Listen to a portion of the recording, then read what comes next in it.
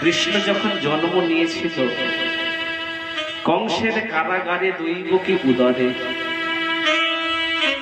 মহারাজ কংস চিন্তা করেছিলেন আমার ভগিনী দৈবকী তার অষ্টম গর্ভের সন্তান আমার মৃত্যু হন্তা, আমাকে মেরে ফেলবে, আমি ওকে কিছুতেই বাঁচতে দেব না।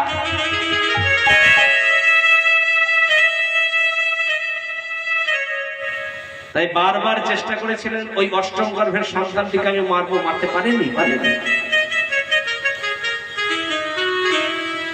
যোগ মায়ার কৃপায় বসুদেব মাথায় করে নন্দের ঘরে রেখে এলো।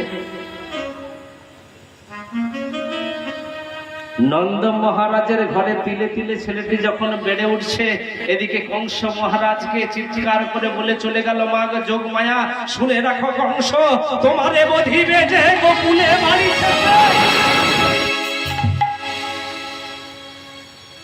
কৃষ্ণকে মারবার জন্য কংস